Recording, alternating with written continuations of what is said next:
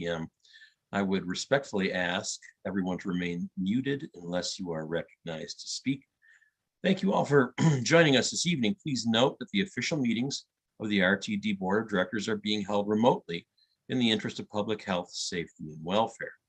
The official meetings of the Board of Directors will be held via Zoom and will be audio and video recorded. The meeting recordings, along with the unofficial minutes of the meetings, will be posted as soon as practicable on the board's website. Visit rtd-denver.com, and a live stream of this meeting is also available via RTD's YouTube page.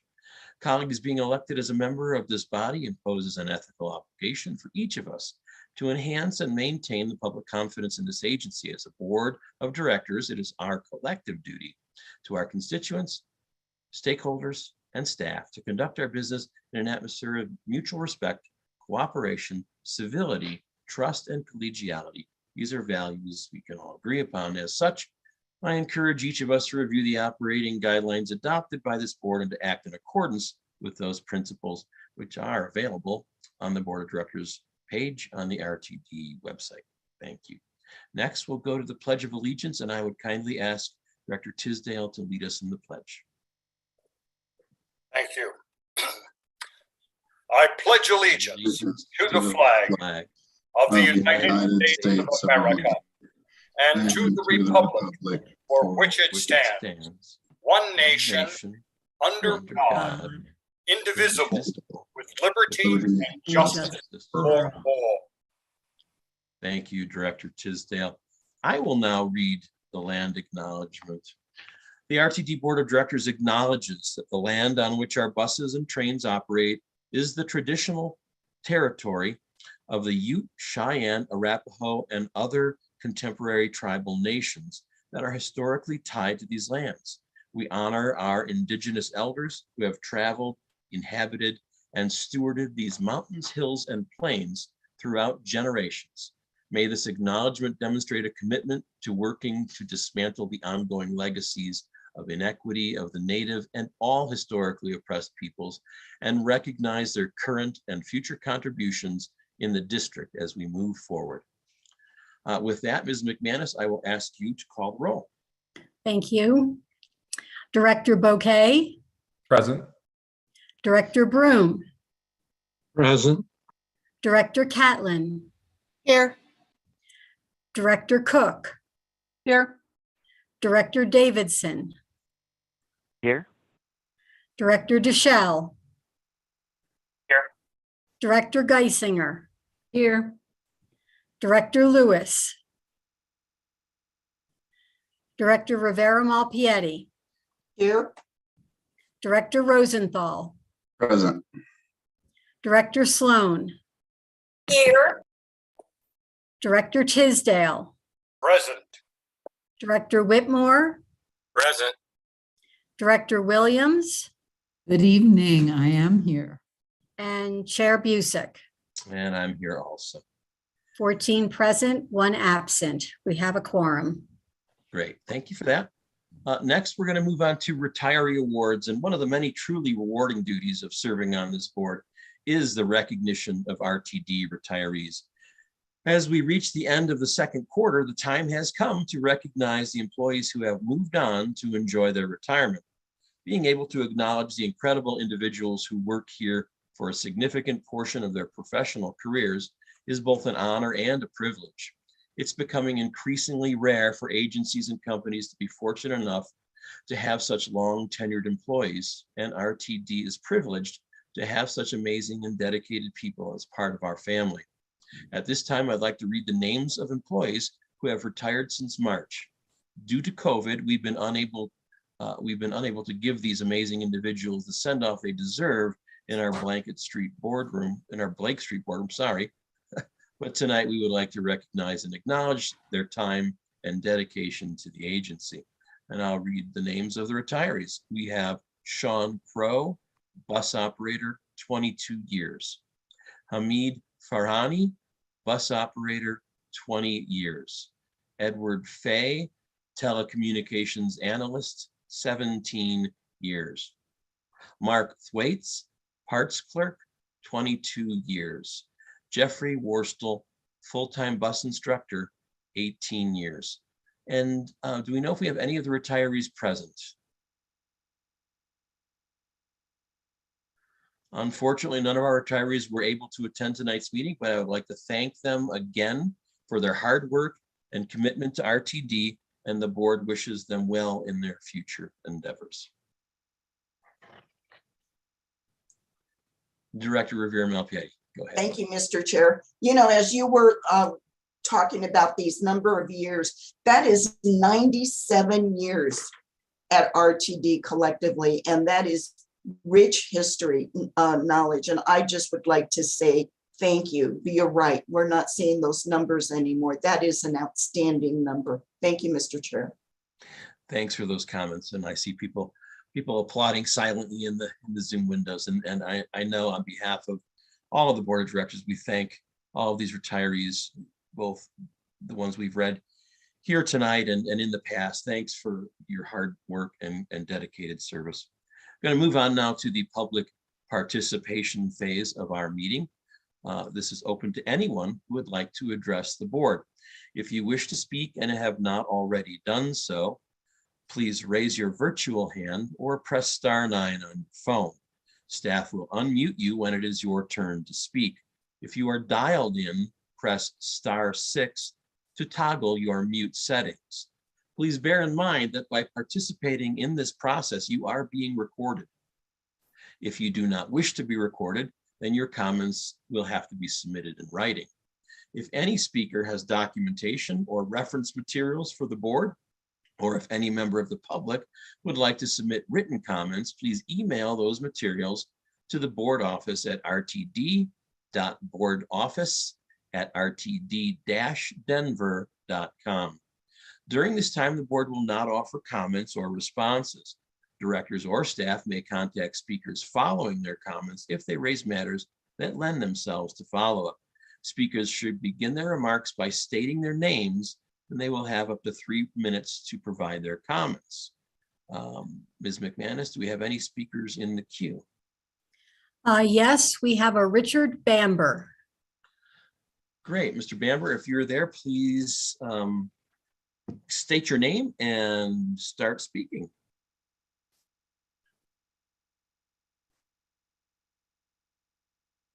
Mr. Bamber, we can't hear you, so you may be muted. My apologies. Is that working now? Yeah, we got you. Hi there. Good evening. It's Richard Bamber, B-A-M-B-E-R. Reading the agenda packet for tonight, at the bottom of page 50, which is attachment C, 2022 amended budget, we see a line item that's potentially quite exciting, which is for purchase of 27 new LRV vehicles for just over $16 million. I'm wondering, can anybody get back to me and answer, is that something the agency is going to move forward with this year? Mr. Bamber, thanks for your comments, and we'll see if we can get somebody to respond offline to you. Thank you.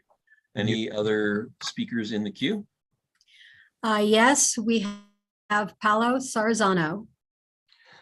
Mr. Sarzano, why don't you go ahead, state your name, and you may give us your comments.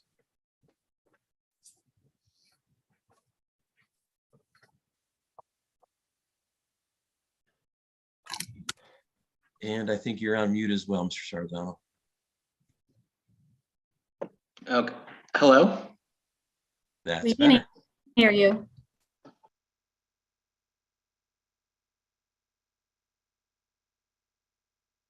You're on mute again. Okay. Hello. Hi, this is Paulo Sorzano. I'm calling I'm with Green Latinos now. As a representative with Green Latinos, and I've been reaching out for a while as well for other reasons, but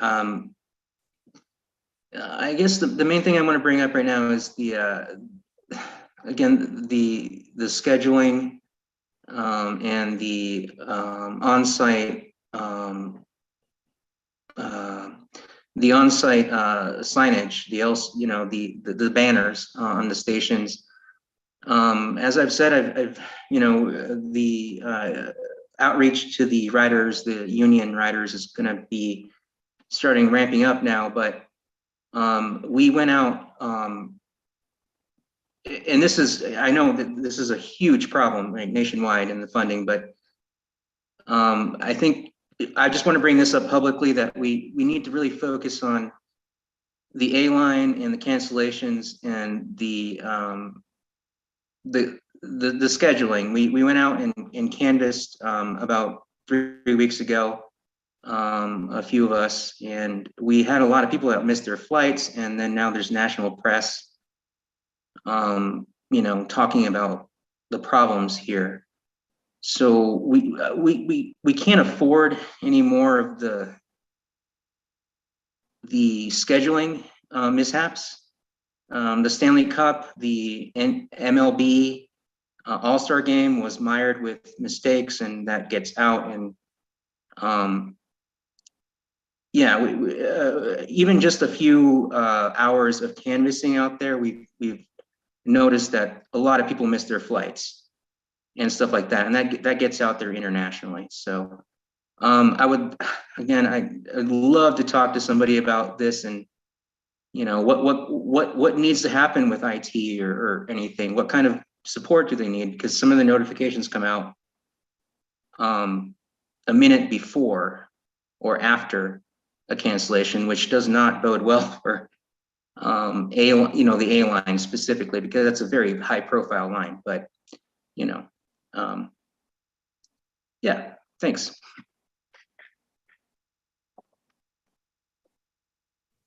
Mr. Solorzano, thank you for your comments. Ms. McManus, are there any other speakers? There are no other speakers in the queue, and there were no online communications sent via email. Great. And with no participants in the queue and no email comments, we will now close the public participation period at this time and move on to the external entities reports.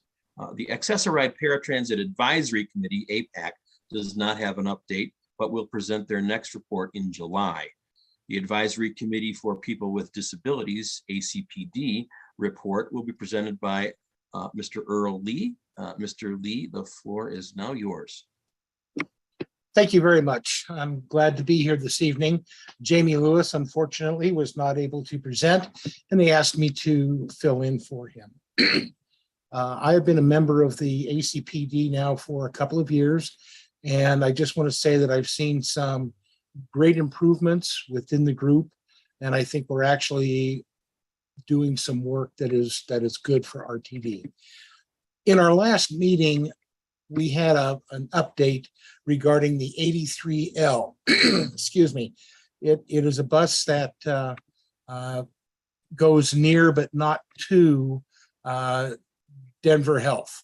And there has been some questions raised about whether the 83L could have a stop closer to Denver Health. It seems to be there's some interest there, and we had discussed it in our meeting prior to our last one, and met with some comments that it was not possible. So we asked that it be reviewed again.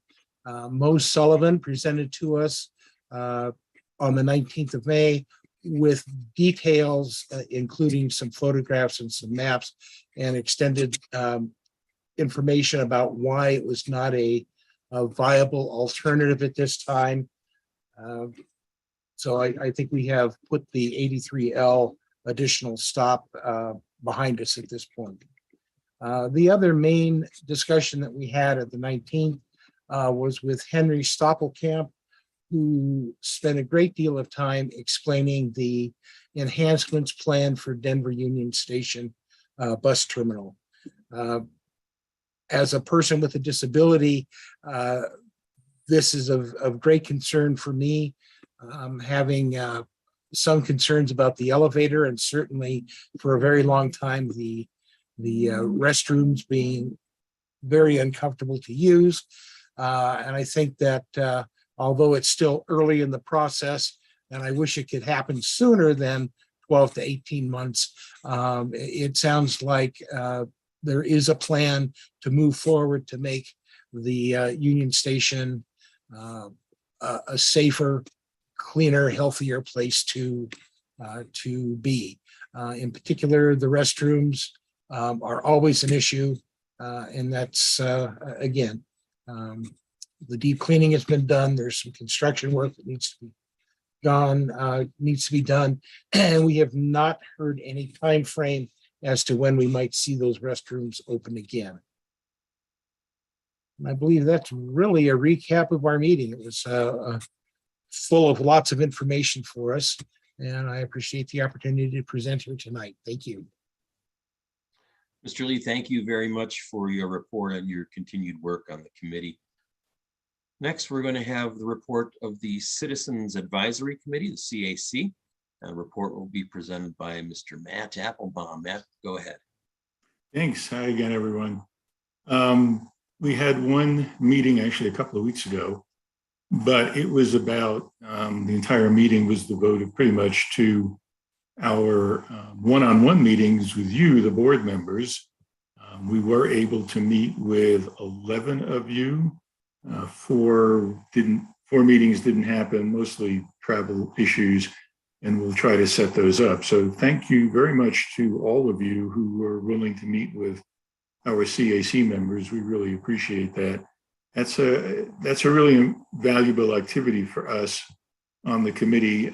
We get to know you, you get to know us. We get to talk in person about some of the concerns, issues we have and you have, and hopefully we'll make this a yearly event.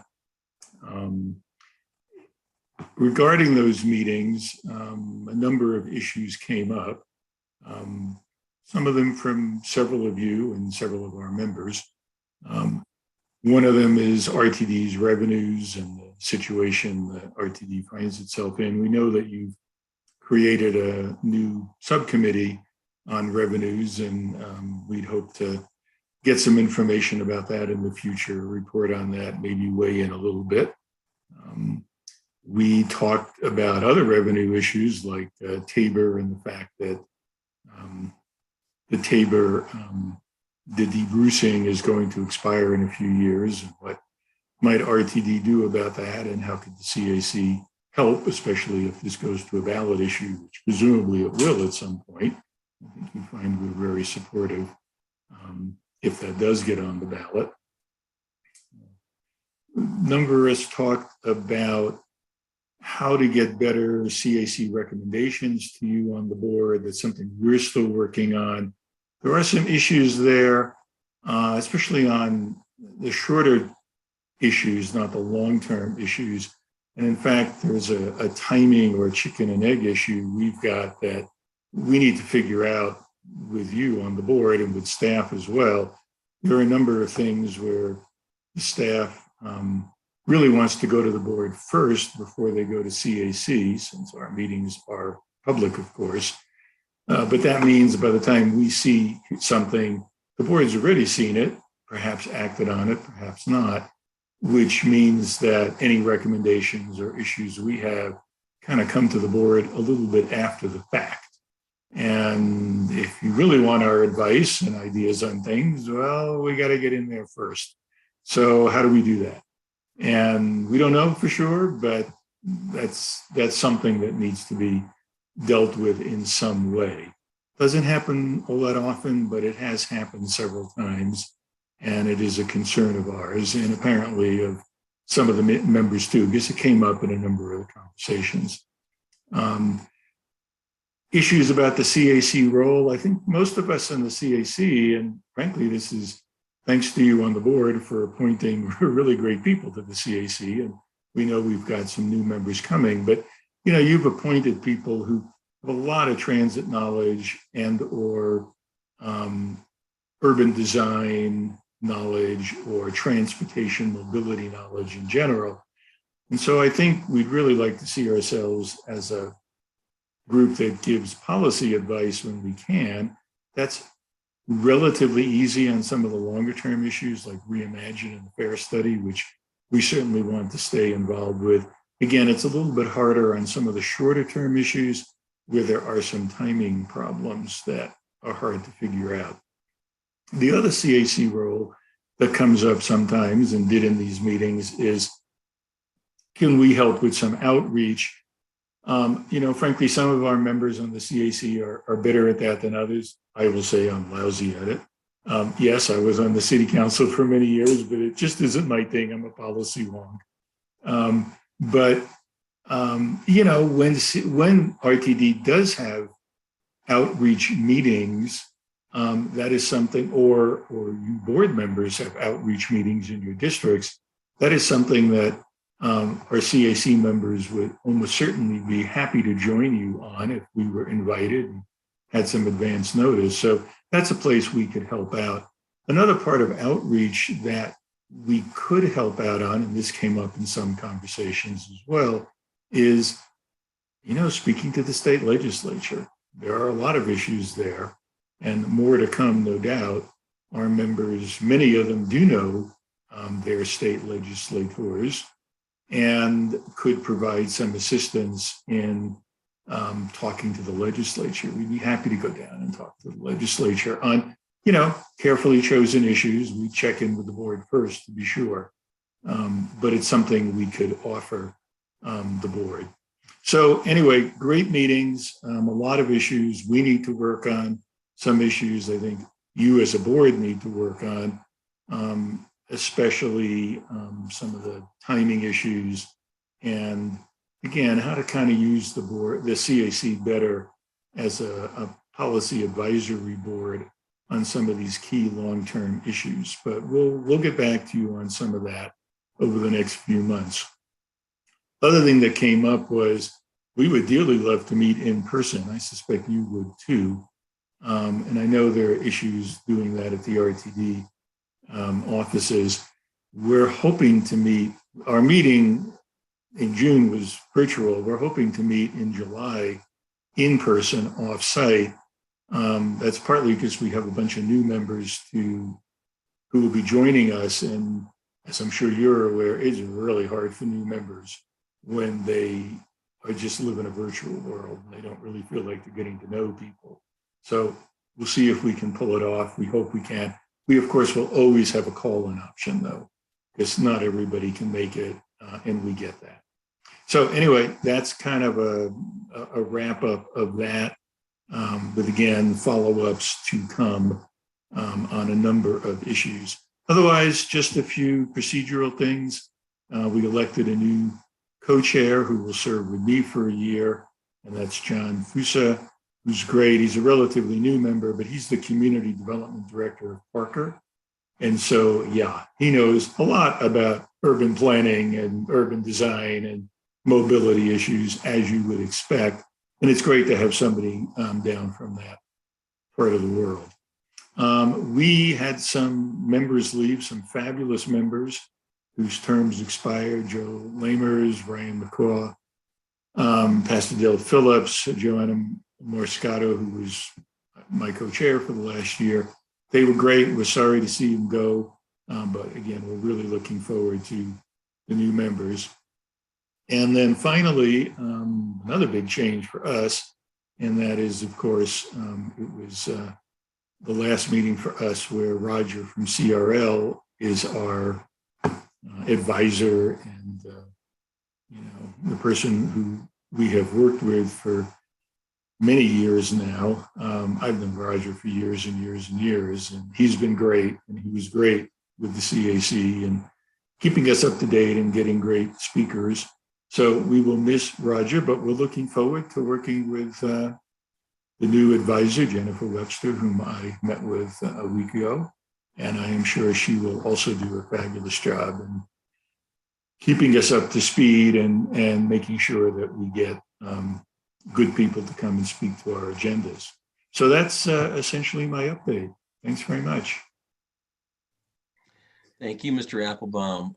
And I was pleased to join you in your meeting this month and then have some good discussion. And it's good to hear that you've had so many meetings with directors, and to you directors that haven't had the opportunity to schedule your meetings with the CAC representatives, please make sure to do so. It's great to get to know them and see just what they do bring to our organization. And thanks for that report. Next, we're going to move on. And I meant to thank you for attending our meeting. Really appreciated that because you were able to weigh in on some things that helped us during our discussions.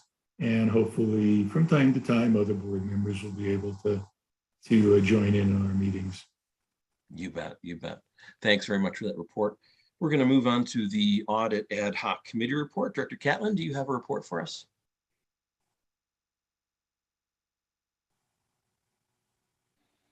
Thanks, Mr. Chair. I had a bit of a trouble unmuting. I'll be very brief. At our Finance and Planning Committee meeting, we discussed the upcoming contract with Reuben Brown for external audit or auditing services for internal audit.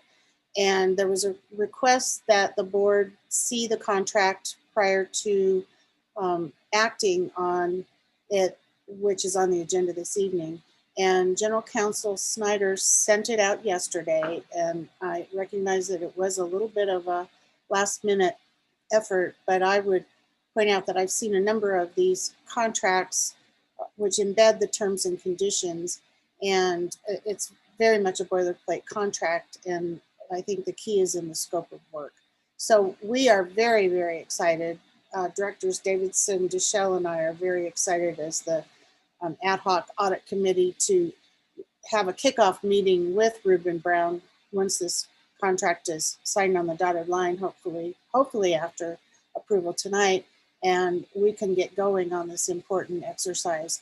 I'm really excited to get it going, and I would encourage all other board members to participate, especially at the initial kickoff meeting, so that we can really clearly articulate our expectations to our consultant.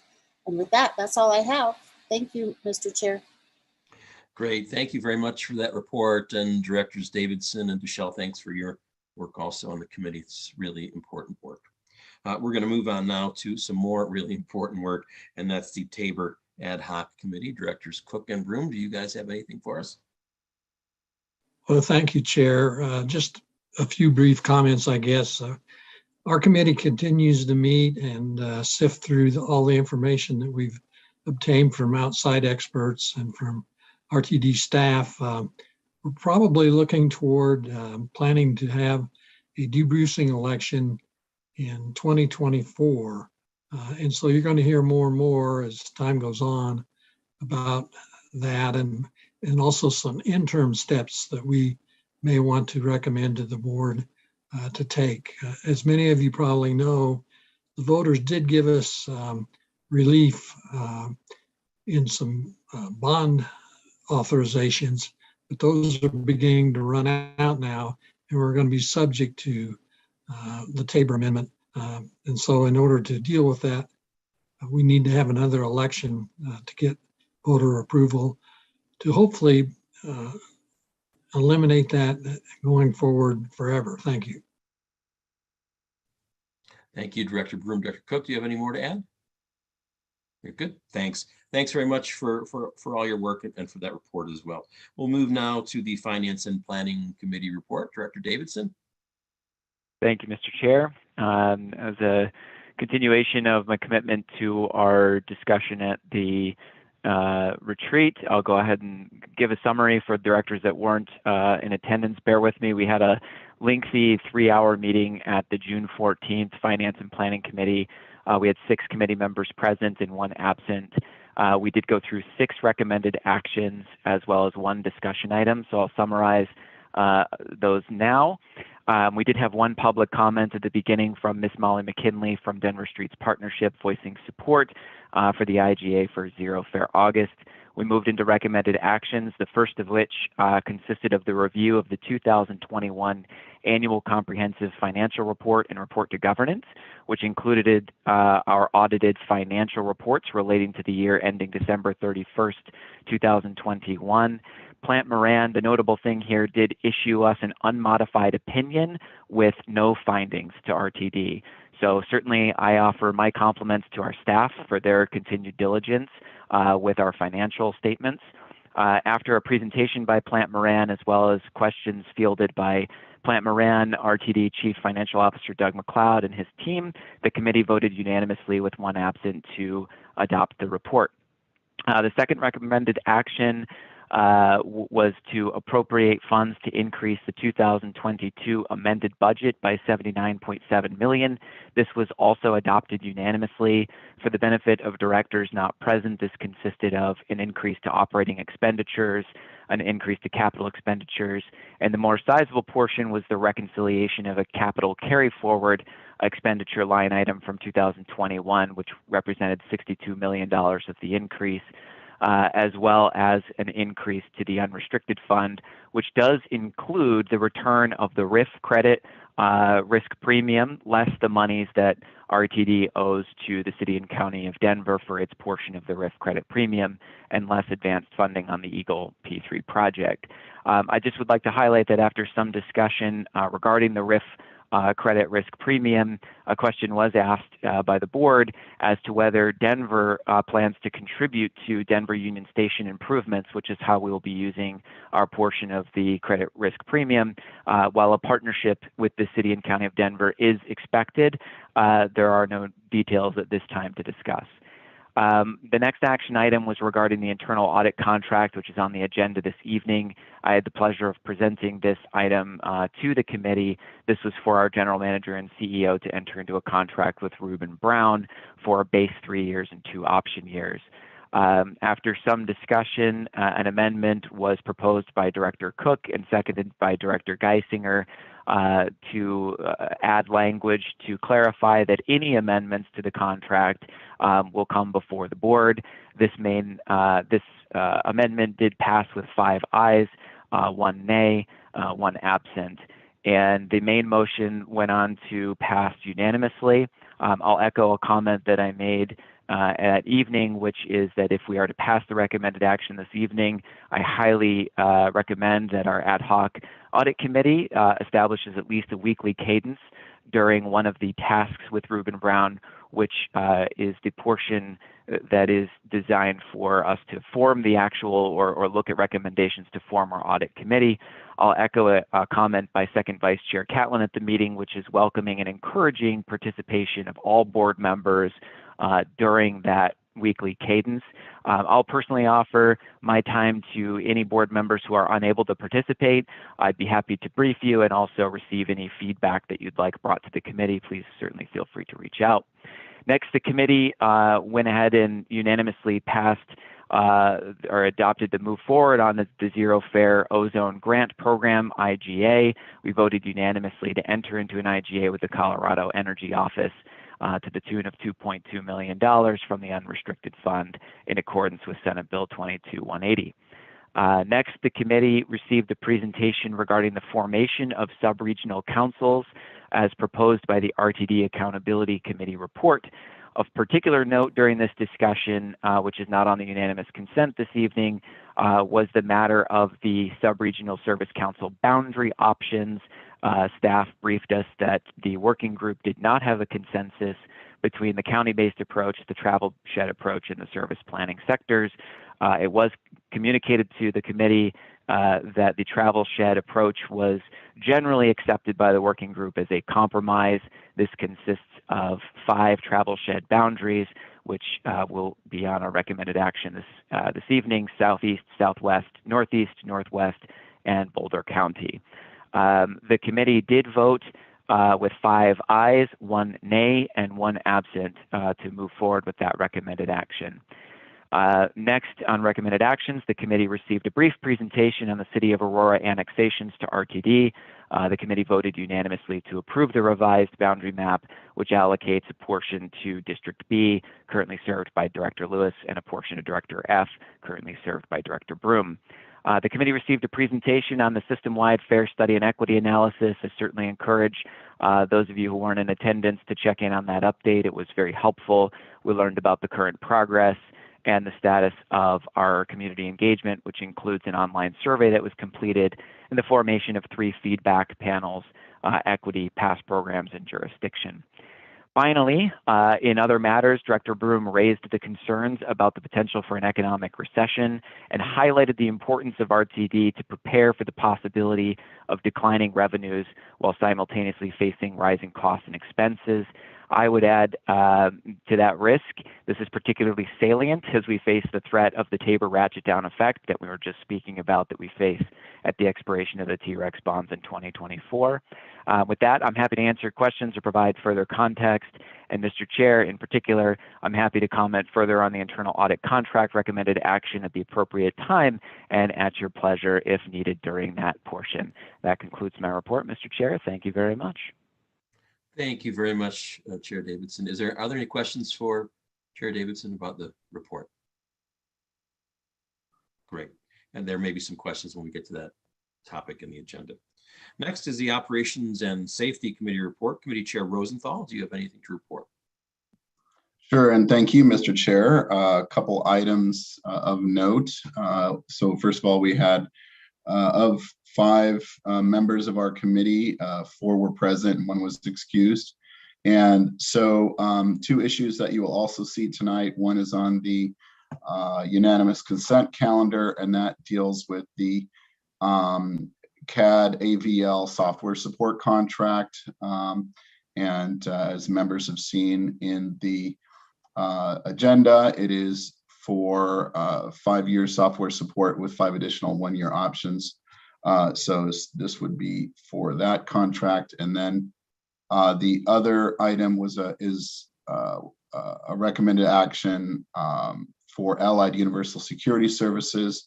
That is a contract continuing with them. And so obviously members will also be able to review that tonight. Both actions passed unanimously and are, as I said, they're up tonight. And that's and so, by the way, besides those members of the committee being present, also various members who are not on the committee were also present that night. That's all I got. Thank you. Great. Thank you, Chair Rosenthal. Any questions for Chair Rosenthal? We'll have the allied matter coming up under recommended action later in the agenda. Next, we'll move on to the Performance Committee. I don't believe Chair Lewis is present. Vice Chair Deschel, do you have anything to report? Sure. Thank you so much, Director Busick. Excuse me, Chair Busick. The Performance Committee met on June 1st. Our next meeting is on July 13th, 17th, whichever is the Wednesday, 13th. At our last meeting, we got an update on the strategic plan. We sort of did a quick review of the general manager's contract. In light of our strategic plan update, we received an update on the GM CEO's compensation analysis to make sure that we are remaining competitive when it comes to that. The board briefly discussed 360 performance reviews, and really the intent behind that discussion, which I welcome feedback from others on, is our general manager's ability to perform is also driven by the board's performance. And that is not only in time taken from the general manager, right? There's 15 of us. So if she spent an hour with each of us every week, which I hope she doesn't do, and I don't think she does, right? But that's 15 hours, right? And so the board really being high functioning, not only from our own perspective, but from the perspective of staff, is critical to the general manager being able to perform at her best, right? And also similarly, right, if we're giving inconsistent direction as a board, and our staff feel like we're giving inconsistent direction, that impacts their ability to perform to meet the goals outlined in our strategic plan. And I know full well that, as Director Busick often says, well, they only need one opinion, there only need to be one of us. But I think, focusing on board performance and the way in which we do or don't interact with staff is great, and welcome any comments or thoughts that folks might have on ways to really align board performance and board asks so that our staff can receive, or our general manager can receive and then delegate to her staff consistent, direct feedback, as well as making sure that we are helping keep her schedule open to do the tasks that we've asked her to do, which is run a pretty sizable agency. And so that is, so if you have thoughts on that, please, or feel free to email me. Otherwise, you're welcome to come hang out on July 13th. Excuse me, 16th, whatever that Wednesday is. Again, it's the second Wednesday of the month. And look forward to hearing folks. I'm happy to take any questions people or thoughts people may have. Great, thanks for that report. Are there any questions for Director Deschel? Nope, seeing none. Yeah, everybody should, to the extent you can, come onto the performance committee and listen in and participate. It's interesting stuff. So we're going to move on to the approval of the board meeting minutes and committee reports. The board and committee minutes were included in the board packet. Are there any corrections from any directors? Okay, seeing none, unless there's an objection, we're going to consider these minutes all at the same time, and I need a motion to approve the following minutes. May 24, 2022 board meeting, June 1, 2022 performance committee, June 7, 2022 study session, June 14, 2022 finance and planning committee, June 15, 2022 study session, June 15, 2022 operations and safety committee, and the June 23rd, 2022 executive committee. Do I have a motion to approve? So moved, Director So Williams. moved. Director Williams is the movement and Director Davidson is the second. And we'll take the vote. Are there any no votes? Seeing none, that passes. 14 yes votes and 1 absent. I'm sorry, I didn't call for any discussion on that. Seeing as how nobody voted no, presuming there's no discussion. My apologies. Next, we'll move on to the chair's report. Just a brief recap on the executive committee. We had a number of discussion items. A lot of them revolved around changes to some operating documents, right? From the board governance manual to potential changes to bylaws. So the executive committee is looking at a number of things. A lot of it is cleanup of things that we have in our organizational documents. Some of it is duplicative, some of it is outdated, but nonetheless, they still live in the binder that everybody gets. So we're working on that. Directors Geisinger and Sloan are kind of taking a lead on some of that stuff. We also had a discussion about the revised delegation of authority, which we hope to have coming before the executive committee and the board next month for approval. And we also talked about a timeline and recruitment process for the board office executive manager, who is currently Ms. Barbara McManus. So those discussions are ongoing and fluid. So we're moving that stuff forward. I'm also going to take a moment now to announce the formation of another ad hoc committee. This is the Zero Emission Vehicle Ad Hoc Committee. We had a study session that GM CEO Johnson put together, and Mr. Worthen was our presenter, and got some fantastic information about the implementation, integration of zero emission vehicles into the system, and what that looks like and what the challenges are. And I want this committee to take a look at a lot of these things, and I want RTD hopefully to not be the agency that sits back and waits for others to act, but takes a commanding lead nationwide in helping develop these policies. So the charge to this ad hoc committee is to study and inform the board regarding current developments in zero emission vehicle technology, and to recommend policy on implementation and integration of zero emission vehicle technology into RTD system and any other matters relating to the same. With that committee and its charge, I have asked and delightfully have received acknowledgements from the following directors who will serve on this committee.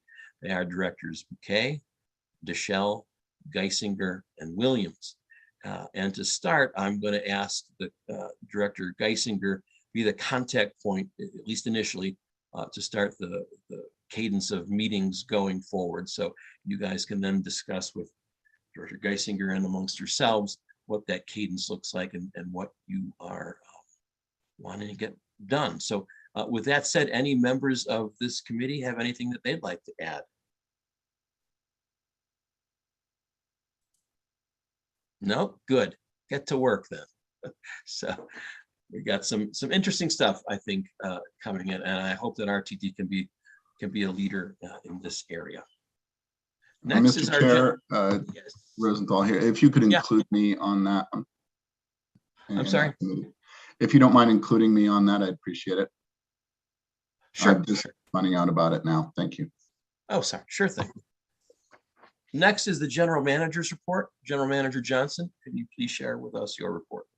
Yes, thank you very much, Mr. Chair, and good evening to you, board members, and to all that are virtually assembled. I'm Deborah Johnson, General Manager and CEO of RTD. This evening, I will share with you the following information centered around our strategic priorities. Speaking to community value, I will discuss communications with elections officials regarding zero fare transit days to enhance access to polling places, as well as ballot box placement for the 2022 general election. Additionally, I'll speak about the engagements I have had in other external meetings. Regarding both the community value and customer excellence strategic priorities, I will speak to staff's efforts to prepare for RTD's Zero Fare initiative in August of this year, the agency's e-bike policy as well, and lastly, employee ownership. I will provide an update on COVID-19 pandemic responses as well as division barbecues. So as it relates to community value, and more specifically, the Zero Fare transit proposal that was brought forward by Director Bouquet, Michael Davies, our Government Relations Officer, and General Counsel Snyder have been coordinating with the County Clerks Association and the Secretary of State's office on the board's proposal to provide zero fare transit in conjunction with the November 2022 general election. Feedback has been positive from both the clerks and the Secretary of State's office. A tentative suggestion from the clerks that will be further discussed on Thursday, July 7th, when the meeting will take place amongst the parties and presented to the board, is to consider zero fare for the National Vote Early Day, which is Friday, October 28th, to promote and encourage early voting as well as the general election on November 8th. Included in the discussion will be clear information regarding the existing process in place for counties to partner with RTD and place voter drop boxes on RTD property. On Wednesday, May 25th, I participated in a 9 Listens session at the Trinity United Methodist Church. These events were created by 9 News as an opportunity for local news journalists and anchors to listen and to work to understand the needs of the community through storytelling and to connect community members and leaders with journalists to share future issues or stories. The session in which I was invited to speak was intentionally scheduled to coincide with the anniversary of George Floyd's murder and serve as an opportunity for myself and other leaders of color in the community to reflect and engage in dialogue about race and equity in current affairs. That same day, I, along with you, Mr. Chair, and the Metro Mayor's Caucus, we engaged in a joint meeting entitled Rebuilding Ridership. This engagement was one in a series of 90 to 120 minutes that will serve as in-depth briefing and strategy sessions on separate topics to educate and inform those regarding the challenges RTD is facing and the strategies being pursued to address said challenges. Another goal of this meeting series is to clearly establish lines of communication between RTD and the Metro Mayor's Caucus and identify areas where the caucus can support, collaborate, or innovate with RTD to strengthen our regional transportation network. Topics of discussion in this meeting included zero fare for better air planning efforts, RTD's people power problems, security, service reliability as well. On Thursday, May 26th, I, along with Directors Rivera Malpiedi, Deshelle and Sloan, and senior RTD leaders, participated in Transportation Solutions' 17th annual The Road Ahead event at the Denver Botanic Gardens. This annual seminar combines essential social, economic, and transit issues to seek mutually beneficial solutions and attracts a variety of different communities, including elected officials, policymakers, private developers, and transportation industry leaders. The subject matter at hand, in which we had our key speaker focused on some elements in which the city of Chicago was focused on in reference to equity issues specifically focused on the BIPOC community and about leveraging transportation equity in that space. I, along with Director Whitmore and Government Relations Officer Michael Davies, addressed the Brighton City Council during the council's monthly study session on Tuesday, May 31st. Among other topics discussed with the council was RTD's role as a regional service provider, service standards, potential service enhancement, and the city's aspirations of serving as mobility hub in the northeast sector of the district. The city council was most appreciative of the opportunity for direct communication and came away from the discussion with a better understanding of RTD services and of potential partnership opportunities. On Wednesday, June 1st, I engaged with the Burn Society in a wide-ranging discussion about the general state and direction of RTD, transit-oriented development, and real estate. The Burn Society is affiliated with the Burn School of Real Estate and Construction Management in the University of Denver's Daniel School of Business. The society is an invitation-only group of business leaders connected with real estate and related areas who invite a variety of discussant leaders to participate with a think tank approach regarding pertinent issues. Members include former RTD Director Bill James, MDC Holdings CEO Larry Mizell, and DU professor and real estate expert Dr. Mark Lee Levine, among many others. Between Friday, June 3rd and Monday, June 6, 2022, I traveled to San Diego to participate over the weekend in committee meetings associated with the American Public Transportation Association, specifically the Board of Directors meeting, as well as the APTA Foundation meeting on Sunday. On Wednesday, June 8th, I visited the Aurora Rotary Club, of which Director Broom is a member, to discuss the agency's past, present, and future, and presented information regarding the strategic plan, what's happening with RTD as relates to our people power, restoring a welcoming transit environment, and the agency's commitment to environmental stewardship and sustainability. Moving back to Denver, Denver Streets Partnership hosted the Denver Streets for People Summit at the History Colorado Center on Thursday, June 9th, in which I participated as a panelist along with Kaylee Gates, who's a community resource outreach administrator for the Denver Public Library, Lisa Rayville, the executive director of the Harm Reduction Center, and Carly Salen from the Support Team Assisted Response, or STAR program. The panel's discussion was moderated by Denver Streets Partnership Policy Director Molly McKinley and focused on the concept of public space in Denver, the policies and philosophies surrounding people's use of and access to that space. And more specifically, we really delved into the societal issues that are plaguing public spaces as a whole and the impact that has on public transit since we're interwoven in the community. I'd like to thank Directors Geisinger and Sloan for attending that event. And on Wednesday, June 15th, I participated in an interview with Leadership APTA. The purpose of the discussion was to capture insights from industry leaders who have driven the change towards zero emission bus and rail systems. Specifically, I was asked and able to provide insight about RTD's venture into this area, as well as lessons learned during my previous tenure with transit agencies in California regarding the decision-making that led to the adoption of zero emission buses, as well as the management of relationships with disparate partners and stakeholders that played a role in the successful deployment of those zero emission vehicles.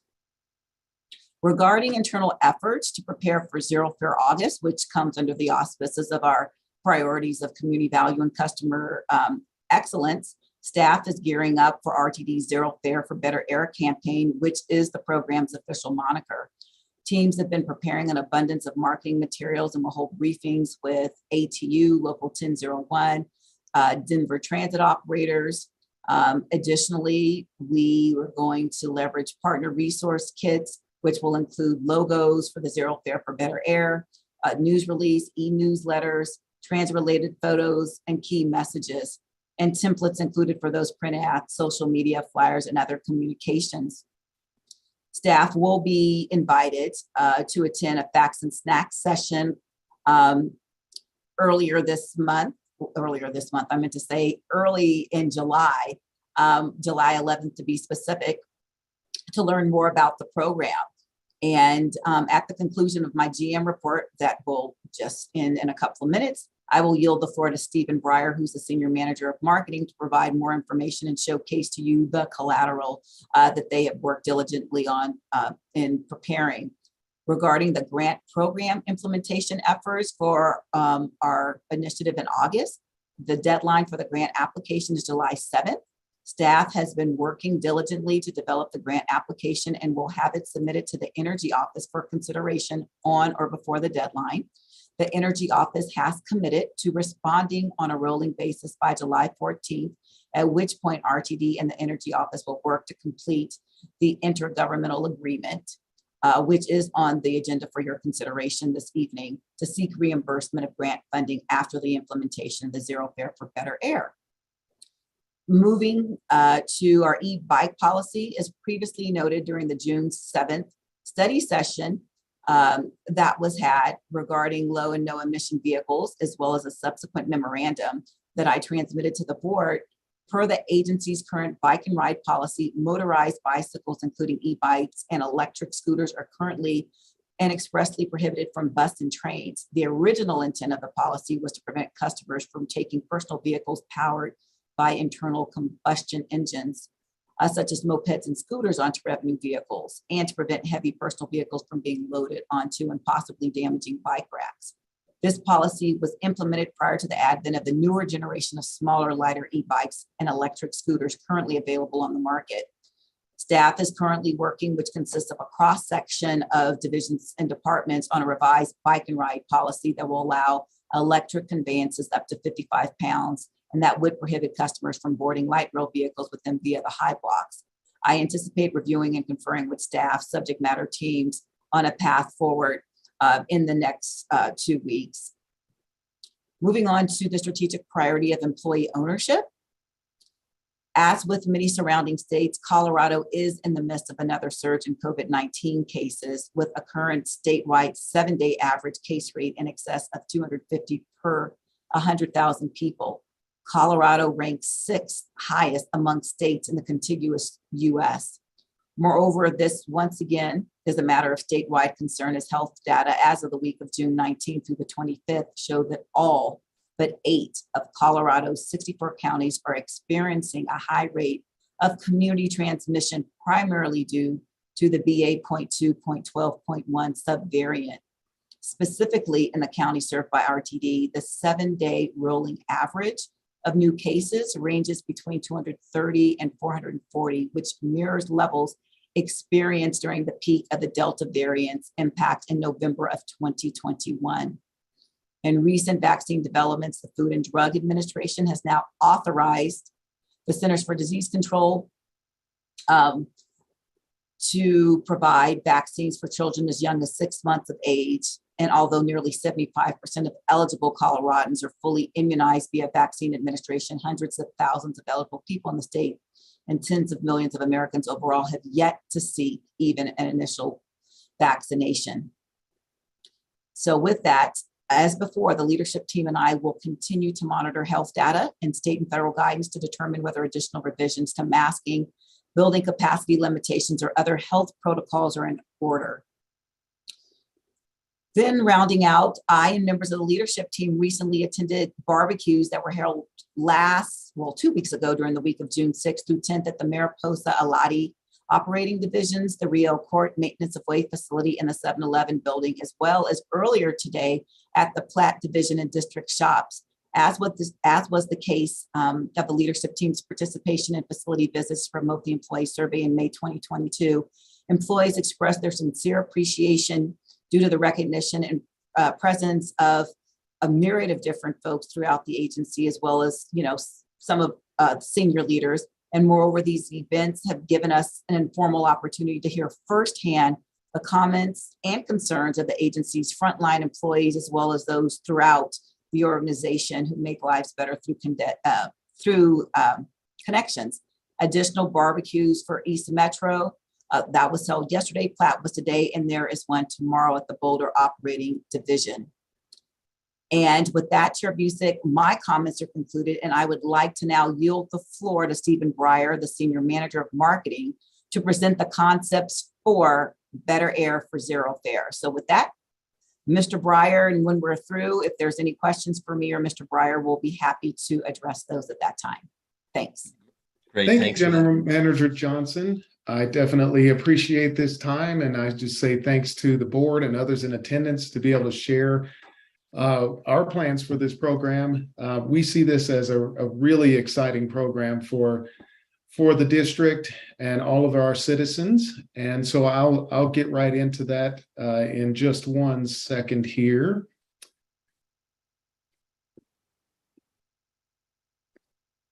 All right. Okay, so our program, as General Manager Johnson shared with you, is called Zero Fare for Better Air. And just some highlights for that, this is in support of Colorado Senate Bill 22-180, which is a grant-funded program through the Colorado Energy Office. And we are happy to collaborate with our regional partners to promote this program. We plan to launch an integrated bilingual campaign, so it'll be English and Spanish. And that's going to start next week, and it's going to go through the August 22nd of this year. And that's going to be a full media program with print radio, terrestrial radio, as well as other types of things like out-of-home billboards and those types of things. And again, we plan a pretty robust collaboration with our regional partners to make sure that we can maximize the visibility and awareness of this program. So the theme that we chose takes advantage of all of the Colorado iconic imagery that we all know and love, which is our bluebird sky that we cherish 300 days a year.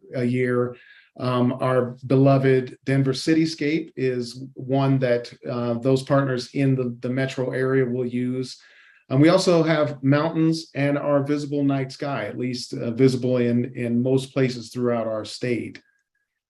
Our internal campaign, as General Manager Johnson shared, will include our public information displays throughout our facilities, our intranet, which we call the hub, our newsletter, and lots of other things, including facts and snacks and other things. We want to make sure that everyone has a chance to understand what this is and to be able to provide or to figure out a way that they can participate and help push this really amazing program. A lot of the external campaign elements will include, as I said, on vehicle. It'll be in our public information displays throughout our not just the facilities, but our stations and such. We will also take advantage of the displays on the front of vehicles. We're going to have, like I said, streaming radio, billboards, and a lot more coming up. This is an example of, our print ad that we will be running, as well as the Spanish version of that ad. We're really excited to have this thing really kind of touching all parts of our district. We also have social media campaign. This is kind of an example of if you use Instagram, one of the carousels, this will animate. And so it'll first show Zero Fare for Better Air, and then it'll show a bus, and then a train will go by, and then it'll pay it off at the end. The planned rollout tonight is the first part of that, but we also have a lot of communications going internally, externally, as well as the partner collaborations. And those meetings will be starting tomorrow morning, and then all of the materials that we will provide to them will be available tomorrow on our website. Next, I'll talk a little bit about the collaboration meetings that we're going to have. We're going to talk on the 29th and 30th to just a whole host of our partners. The Metro Mayor's Caucus, a lot of the PIOs that will help us push this out, Dr. Cog, our transit marketing organizations, and the schools, anyone who really has some reach that can amplify this message out. We're reaching out to them and inviting them to collaborate with us on this. We will speak with our union partners here as well. We have a tentative meeting scheduled on the 30th. Most likely that will happen. We were just waiting for a couple of confirmations on attendees. DTO and DTP briefing will happen on that same day. And then on the week of July 11, we will start the internal communication so that everyone knows what is coming up and how to participate. This is just basically a visual timeline, just so you kind of get a sense of how this will roll out. We will have, partner toolkits available in the morning, all those orientations next week. And then we will start the campaign that week, actually next week, and just keep that campaign going, like I said, through August 22nd. Then it'll taper off toward the end of the month. And that concludes my briefing. And if there are no questions, I'll yield the floor back to General Manager Johnson. Thank you very much, Mr. Breyer. Appreciate your report. And if you wouldn't mind taking down your presentation, I will then turn it over to the chair to facilitate any questions individuals may have about my presentation or what you showcased as well. So thank you so much for that. Great. Thanks, Mr. Breyer. Thanks, GM CEO Johnson. And we'll take questions either for Mr. Breyer or for GM CEO Johnson on her report. And I see Director Kate Williams has her hand up. Go right ahead. Thank you so much, Chair. And thank you, General Manager, for your you had a rough month and a lot of social presence in the community, which is really great. We really appreciate that. Mr. Breyer, I have been collecting contact information for a variety of people in District A who are extremely interested in having media to share on this. And so I'm assuming that, you're going to handle the people I have already sent in. Yes, of course. If you are encouraging the other directors to give you people that they would like. I did not hear you say, ladies and gentlemen of the board, please send me contact information so that I can get this stuff out to people. And so I'm asking if you would like to say that now. Yes, I would absolutely like to say that. So ladies and gentlemen of the board, if you have other folks that you'd like to participate in this, please send those contacts to me. And if we need to set up a special session, I know these are starting tomorrow, we're happy to do that. Thank you, sir. That's all I had. Thank you, Chair. Thanks for those comments. And this is a team effort and we are Team RTD. So yeah, anybody on the board that has information that they'd like to get to Mr. Breyer who might benefit from these packets, please send that in. Great. Director Deschel, you're next, please. Thank you so much. Thank you, General Manager and Mr. Breyer for your presentations. My question, I have two questions. One is about I know we just had a presentation, Zero Fare for Better Air, which is, I'm starting to hear a lot of concerns from community members around safety. And is there going to be increased messaging for folks who are new to our system on things like Transit Watch app or See Something, Say Something, and what's being done to help ensure the safety as well of our frontline employees, whether those are the folks opening up Union Station or on our buses, turnarounds. Just curious on how we're handling the maybe less exciting part of the reality here. So if I may, Mr. Chair, if I can address Director Deschel's. Yes, please do. Yeah, so thank you very much, Director Deschel. And through the course of conversations that we've had, I think most board members as well as staff, we do have some trepidation and angst as it relates to that aspect of this campaign. Outside of that, just generally in reference to what's happening at transit agencies across America. So to that extent, we are having briefings, actually participated in an executive board meeting, with ATU, where we talked about some of these elements as well. What we can do collectively about how we will report any incidents that frontline employees would share with us. That's why we're having the internal communications campaign, i.e. facts and snacks, to brief them, to let them know what mechanisms can be utilized.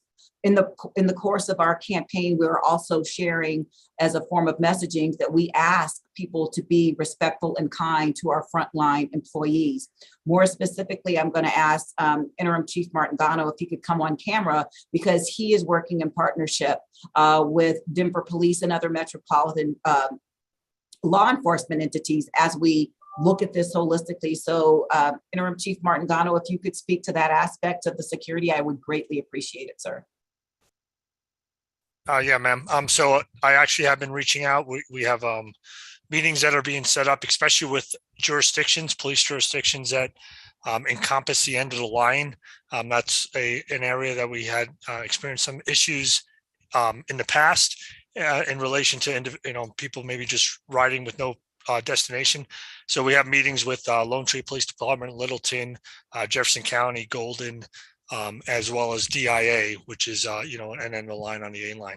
So we are continuing talking about efforts, how to get the message out, how to come quickly to situations, and the importance of public transportation, especially that month, and how to best educate and communicate to the constituents that live within their police jurisdictions on the purpose of what this month is about, and just making sure that the police officers are going to be more of an educational approach when they come to this calls of service on how to explain to people on how to maybe take the trains back or the buses back to certain locations, and really work on the outreach and education as well. Great, thank you. And just one follow-up, somewhat related question, if I may, which is, I think certainly kudos to our bus and rail ops teams who are running at a workforce that's sort of 10 to 20% vacancy rates, right? I don't think any of us, when you have 1 in 5 to 1 in 10 folks of your coworkers missing, it's a tough spot to be in. And so my question is, are we set up from a service delivery standpoint, given the vacancies we have, the comments we've been hearing? I know that there's some actions coming forward that'll help with the second crew member issue, but are we, set up to be successful? And do we have sort of workforce development programs with community college or four-year colleges or high schools? And how are we, whether we're backfilling vacancies, it's sort of a two-part, right? What are we doing on workforce development? Which is related to, are we going to be able to deliver the service we need to, given the increase in demand and the amount of vacancies we have? And I know I'm asking you to look at a crystal ball, so. CEO Johnson, please go ahead. Yes, thank you very kindly. And I appreciate the question, Director Deschel. And as we look at our vacancy rate, it's not just about frontline employees. I probably sound like a broken record. If you follow industry news, several transit agencies around the country have reduced their service due to the fact that they too are having people power problems. So as we go forward, aside from August, just holistically, we have been trying to manage people's expectations. So when we go forward in August, we are not going to magically have a plethora of additional people that we created. We do collectively have recruitment efforts underway. When we talk about workforce development and things of the like, we do have programs in place with local community colleges that were suspended as it relates to the COVID pandemic. More so as we look to go forward, I can tell you that we have been recruiting individuals. Just today, there was a graduation whereby we now have some conductors that will be used on the inline as opposed to a second crew member. So it's incremental steps. Things aren't going to happen overnight, but I feel really confident. I shared with Chair Busick just today that, I met someone new in the hallway that just started last week. When I was out at Platte Division, I engaged with a myriad of employees and I said, when did you start? A couple of gentlemen, somebody said, I started last month. I started 3 weeks ago. I've been here for 3 months. So we are hiring. So our efforts are yielding some benefits, not to the extent that we would hope, but I believe that it's the nature of the beast in reference to the environment in which we're in. Great. Thank you. Thanks for that. Thanks, Director Deschel. First Vice Chair Geisinger, please go ahead. Thanks very much. Excuse me. And thanks for all of that information. I think some of that answered some of my questions. In terms of marketing, I guess a couple of comments. I think the pieces look really good. I have had the opportunity to talk with a couple of groups where I was talking about this. And two of the questions that come up more than once are, is it the whole system? Is it just the trains or is it just the buses? And is it the whole month? And I know we say August 2022, but that's just something to keep in mind, Mr. Breyer, as you move this forward. And I see Ms. Sapecki here too, that I do hear that question. Others may to include that where we can. And I also appreciate just the statement, and I know there's much more to it, but your statement, Ms. Johnson, that we will be reminding people to be kind and respectful to their operators, because when I get off the bus, I hear lots of people saying thank you and being respectful, but just reminding them, I think is a good thing. So thanks. If I may, yes, Chair Busick, just for everyone's edification, since you did broach it, Director Geisinger, and thank you for your comments. For those that are eligible participants for Access-a-Ride, it's all services provided as well. So I appreciate your comments in reference to the messaging, because Mr. Breyer and Ms. Sapecki, when we met, they've incorporated that into the key messages and into the partnership portal as well, so everybody has an understanding. So thank you for broaching that, because we did not convey that during the course of this presentation, so thanks. Thanks. Great, thanks for that. Director Rivera-Malpiedi. Thank you, Mr. Chair, and thank you for the presentation. I think that the marketing materials look pretty amazing. Are they available in Spanish as well? I didn't see any Spanish prototypes. So that's my first question. Chair Busick, if I can answer the question. You bet, Mr. Breyer, go right ahead. Thank you. Yes, these are all available. They will all be available in Spanish. And there was one ad that I showed. There was an English and then a Spanish right next to it. So there was just one reference to that. But yes, those will be available in Spanish. Okay, thank you. And Mr. Chair, my second thing is a comment on following up with Director Deschel, and that is that I sign up for NextRide on all of my routes. I do it all the time. And this morning, both my routes were canceled due to no operator availability. And I'm really concerned about that in terms, as we're launching off this zero fare, better air in August, trying to get people out of their cars and onto transit. But if we're going to be canceling because of the lack of operators, somehow we need to convey how many operators we have and where we're going to have reliable service, because I think that'll be a huge issue for us as an agency in terms of the whole mission of getting people out of their cars. Thank you. Thanks for those comments. Director Cook. Yeah, thanks. Kind of following up on all of that. I don't know who all was listening in when Matt Applebaum was talking, but one area that he suggested CAC might be able to help in was outreach with residents and riders and so forth. So I don't know if that would fit into your plan, but just wanted to raise that as food for thought, to the extent we have people in busy places or on especially busy days providing information about routes or able to help people in the case of a cancellation to find an alternative route. Then I don't know whether or not that would be a good match or not, but I just wanted to raise that as a possibility, seeing if the CAC members could help out. Thank you. Great, thanks for those comments. Anybody else? I just have a couple, and thanks, Mr. Breyer, for the presentation.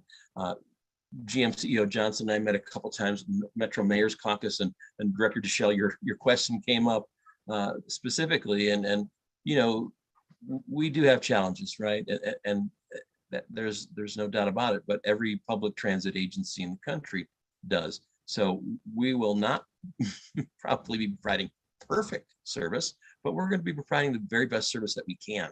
And those challenges are going to be with us until we get our operators and so forth up to speed and on board. So we are eager and ready to meet the challenge. I know that. So, and GM CEO Johnson has done great work in that regard. And GM CEO Johnson, I also want to say thanks for your willingness to go out into the community with directors and meet with their city councils and things like that. It's a big help. So thanks for that as well. Now I'm going to move on to the public hearing for the 2022 amended budget. I am going to hereby call to order the public hearing on the Regional Transportation District's amendment to the adopted budget for the year 2022. In accordance with both RTD's requirements and local government statutes, notice of the public hearing was duly posted in the office of the executive manager to the board of directors.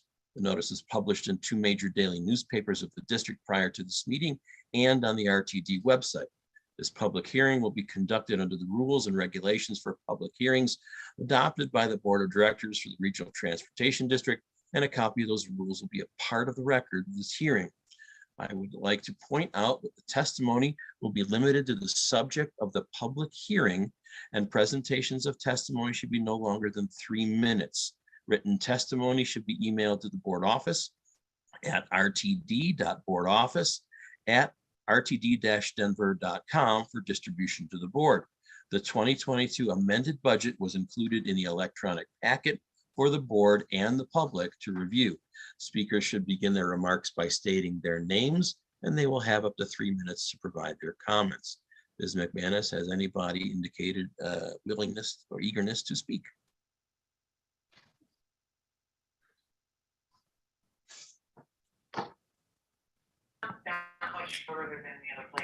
I see one hand up in the queue. Okay. I see Paolo Solorzano. Okay, Mr. Solorzano, would you like to speak? Yeah. Can you guys all hear me? I didn't think I would be able to speak. We can. Yeah. Yeah, and I appreciate all this. It's great to hear this, but I think we just need to work on the signage.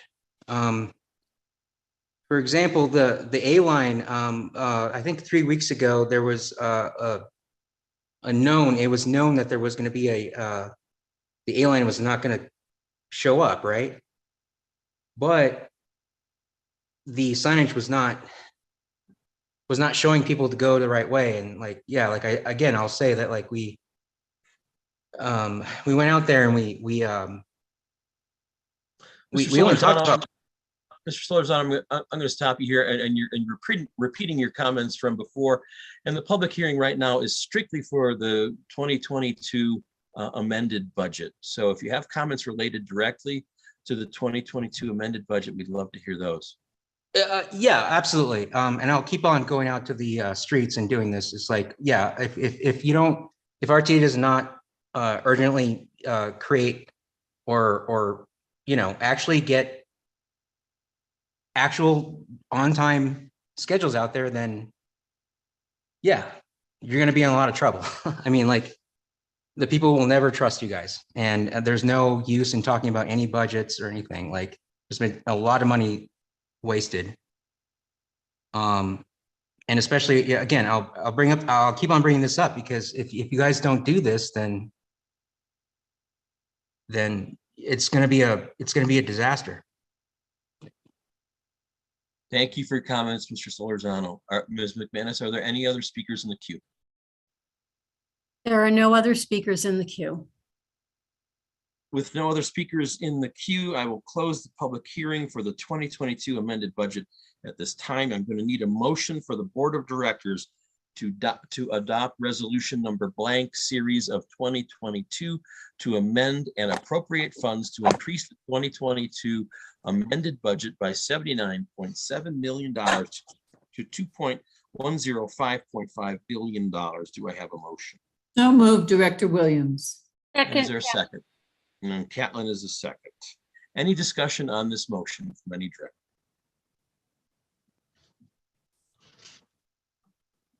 Seeing none, I'll call for the vote. Do we have any no votes on this matter? Seeing none, we have 14 yes votes and no votes and 1 absent. So the motion passes. Next, we're going to move on to the unanimous consent agenda. There are 4 items on the unanimous consent agenda listed under item 17, Roman 17, as actions B through E. These items are 2021 Annual Comprehensive Financial Report and Report to Governance, Zero Fair Ozone Grant Program Intergovernmental Agreement, IGA. City of Aurora Annexations. Innovations in Transportation, Inc., INIT. CAD/AVL Software Support Contract. If anyone has a change to or has questions on any of these items, please feel free to advise me at this time, and I will of course be happy to pull this from the consent agenda for further discussion. Any member of the board of directors want any of these pulled from the agenda? Seeing none, I need a motion to approve the consent agenda at this time. So moved. Second, Rosenthal. I have Broom as the movement and Rosenthal as the second. Are there any no votes on these matters? Seeing none, they all pass by a vote of 14 yes, 0 no's, and 1 absent.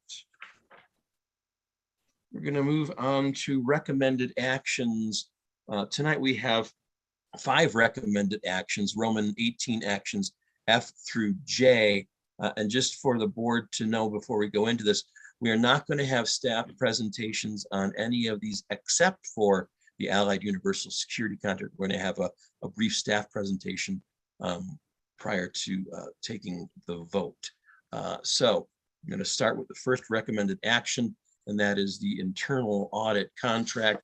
I need a motion for the board of directors to authorize the general manager and CEO or her designee to enter into a contract with Reuben Brown LLC for internal audit services for 3 base years and 2 option years with a total not to exceed contract value of $3,212,106, and to exclude from the 2022 delegation of authority from the board to the general manager any amendments to such contract. Do I have a motion? So moved, Deschel. So moved, Davidson. And Deschel is the movement and Davidson is the second. Is there any discussion on this matter? Seeing none, I'll now call for a vote. Are there any no votes on this matter? And that's great. This motion passes with 14 yes votes, no votes, and 1 absent.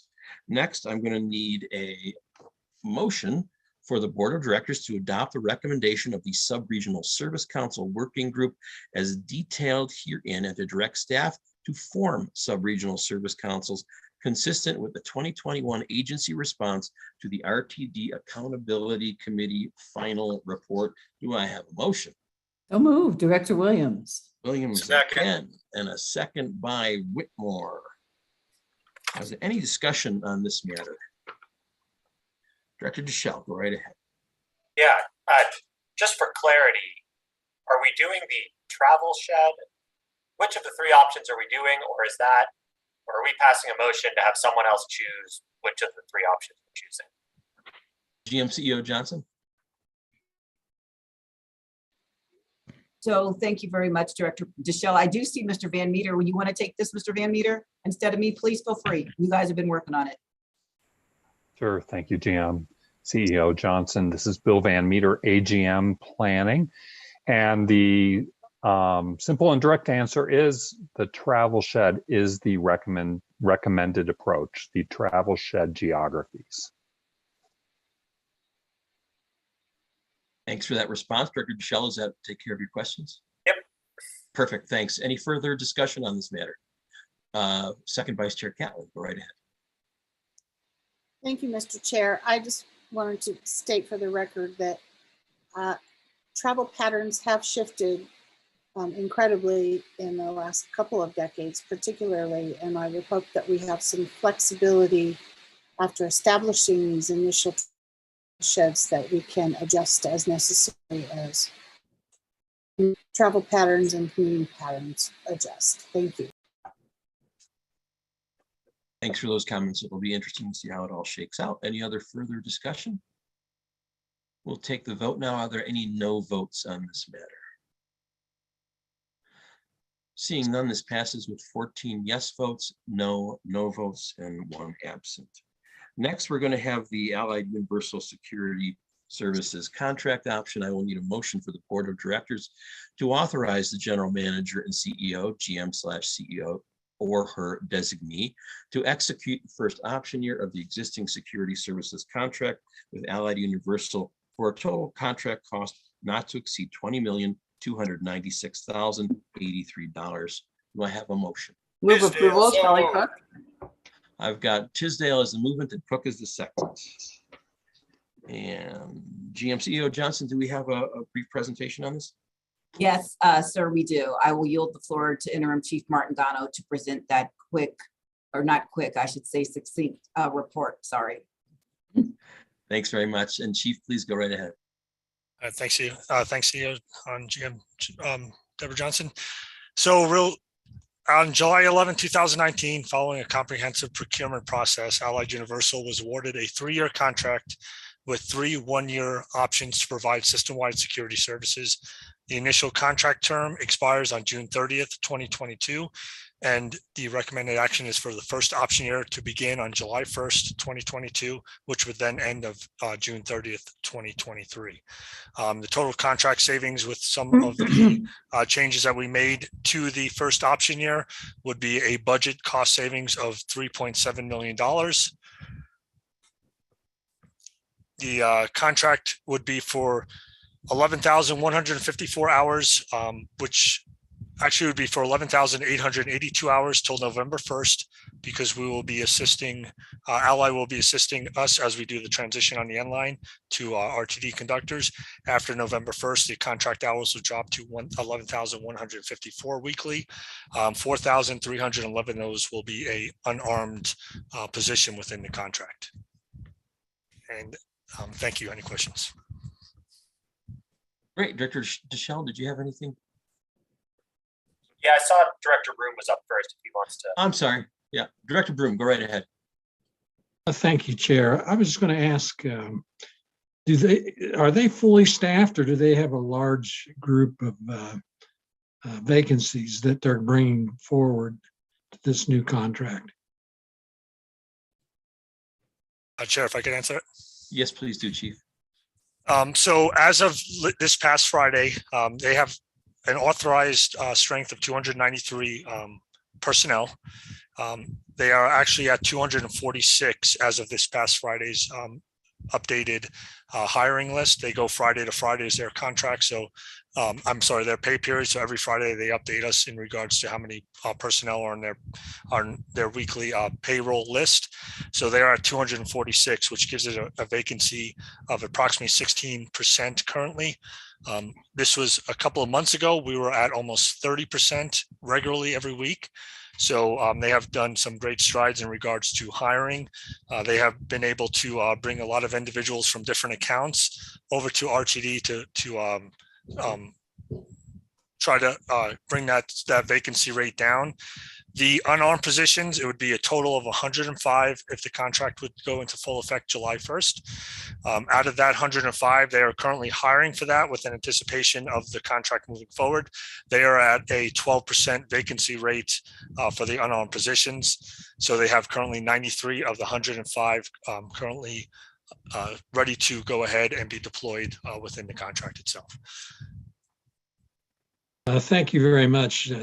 This sounds pretty good. And I mean, we really don't have much option here, because if we turn this down, I don't know who you would get to come in and provide all of these officers for this, for our needs. Thanks, Director Broom. Director Deschel.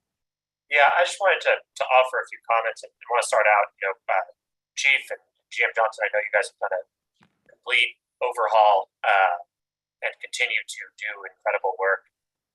And at the same time, safety and security issues have gotten, I think, anecdotally worse, not better, while Allied Universal has been retained as security.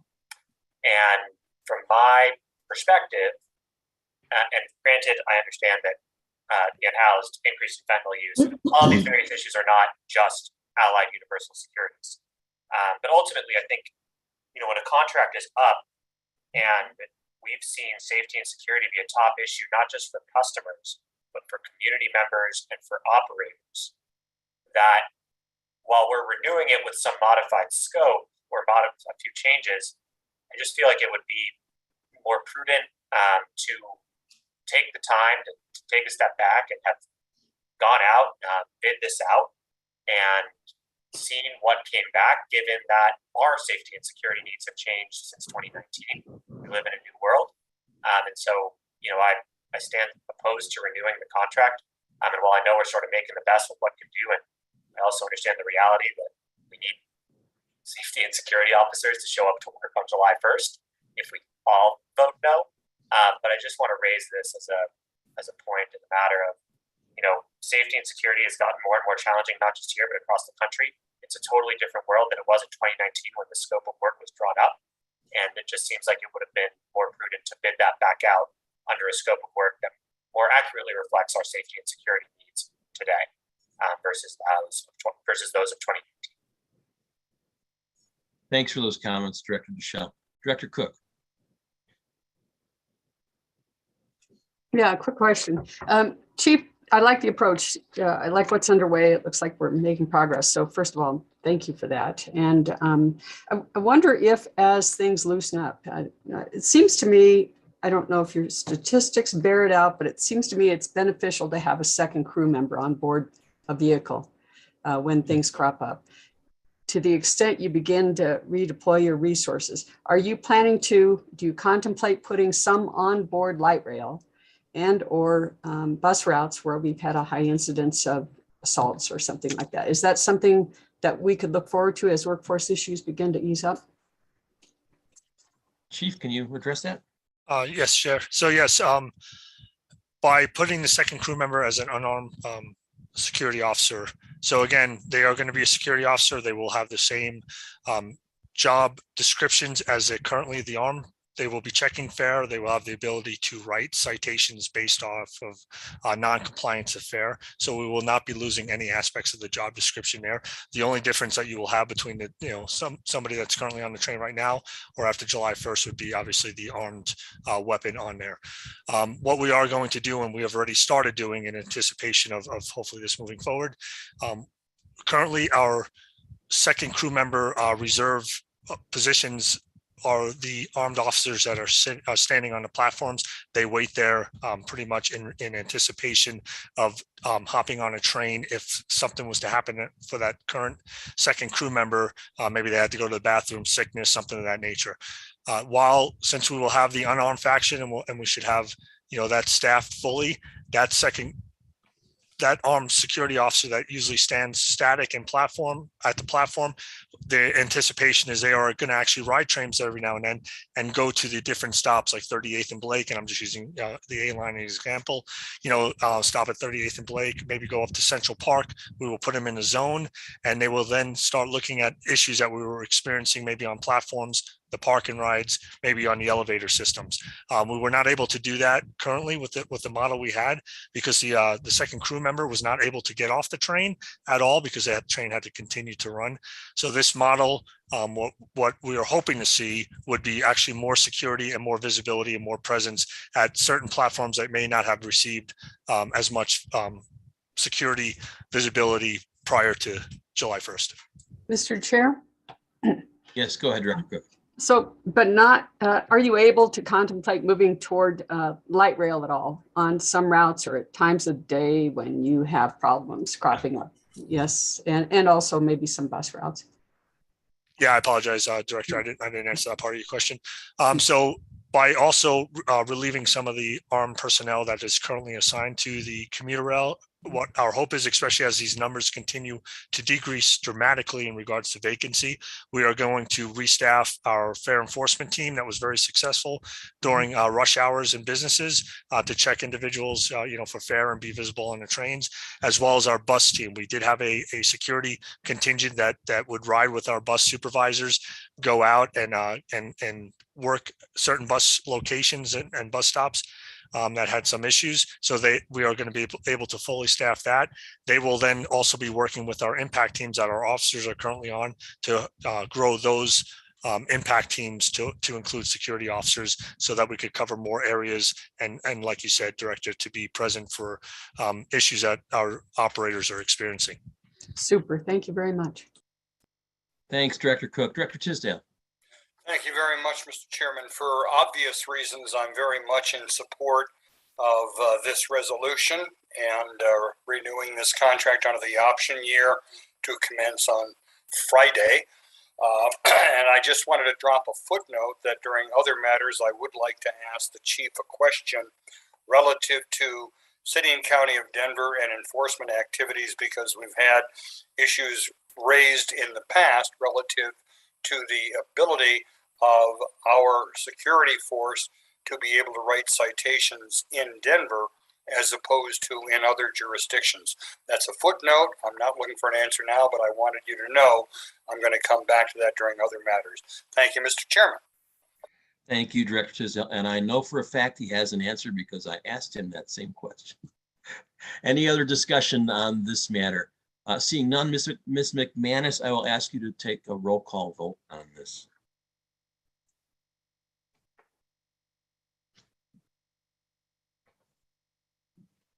Thank you.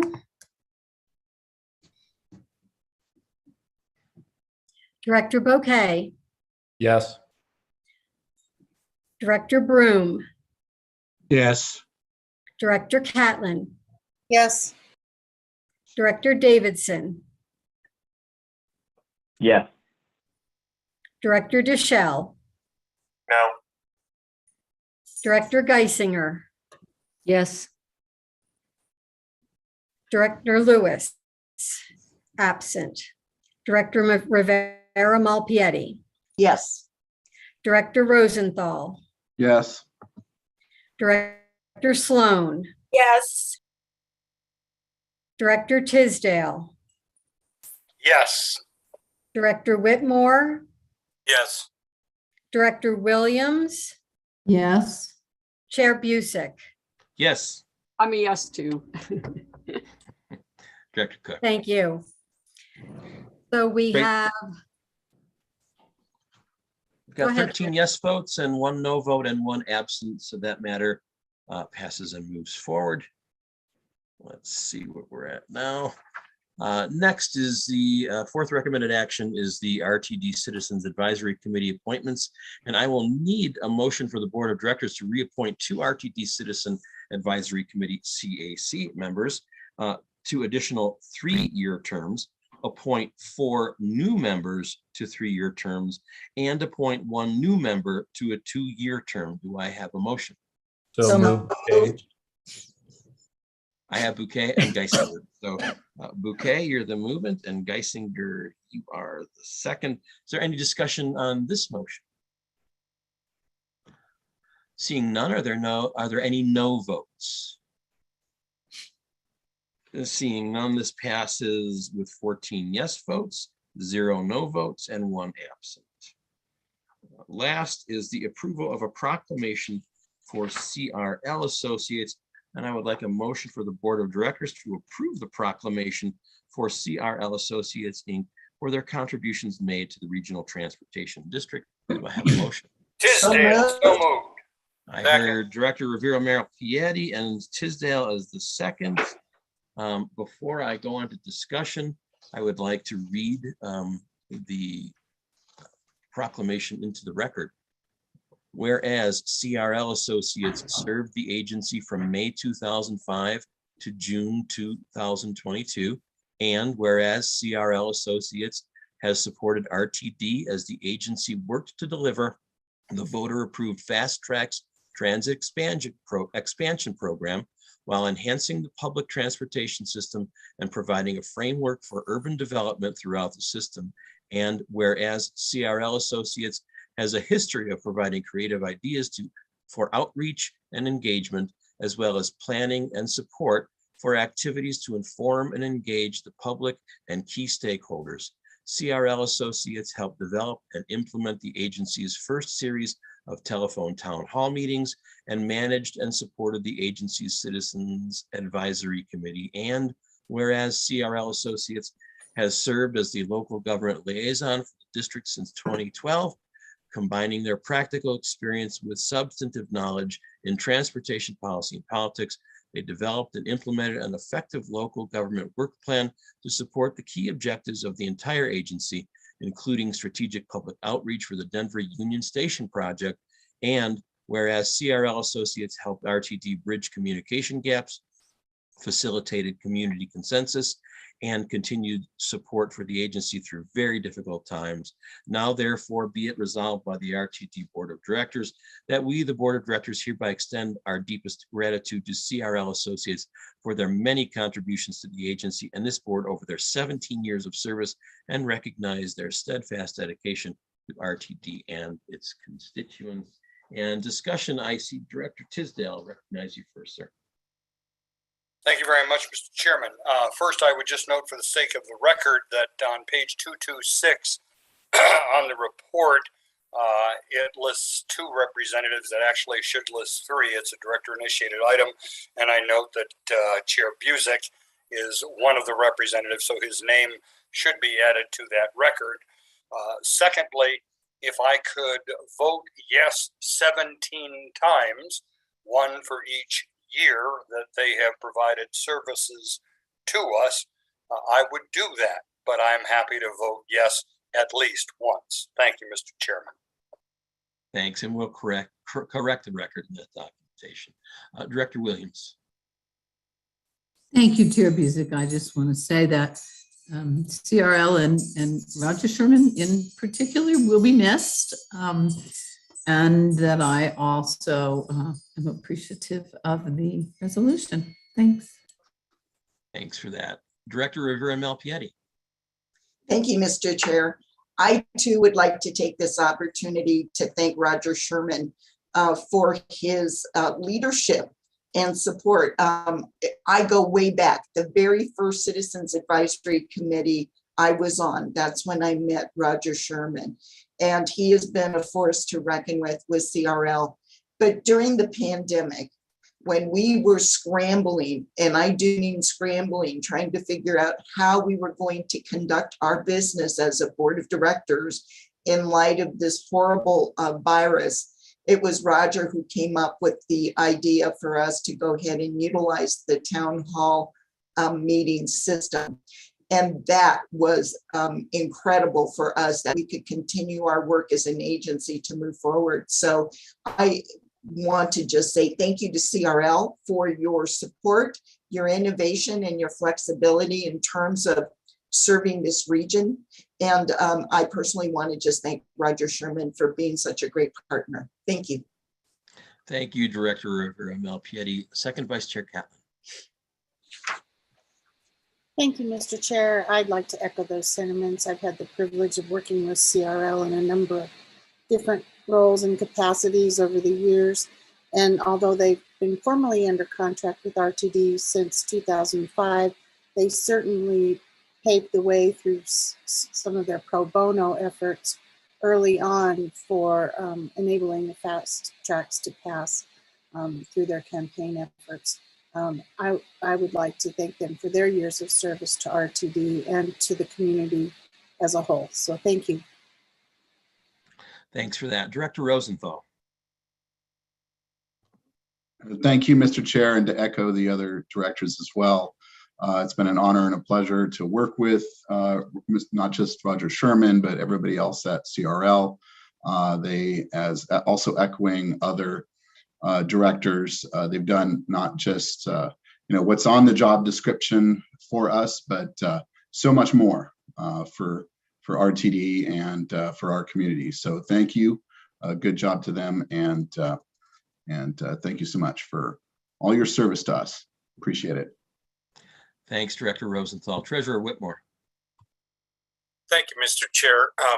As we all know on the board, our initiation studies, if you will, by the board office and the senior staff are outstanding and really help us get to a point of knowledge to do our duties in the beginning stages of our careers as board members. But I certainly count, the initiation assistance from Roger Sherman as a big part of that during, my formative years back 4 years ago.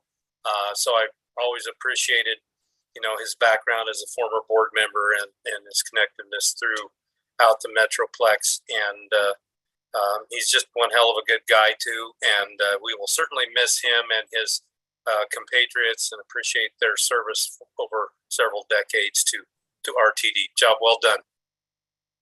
Great. Thanks for those comments. Thanks for all those comments.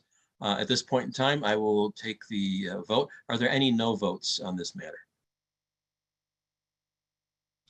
Seeing none, I count 13 votes plus 17 from Director Tisdale for a total of 30 yes. I've got 14 yes votes, no votes, and 1 absent for that one. And that takes care of the last of our recommended actions. We'll move on to report of director activities. Do any directors wish to report on their activities? Director Treasurer Whitmore, I see your hand up.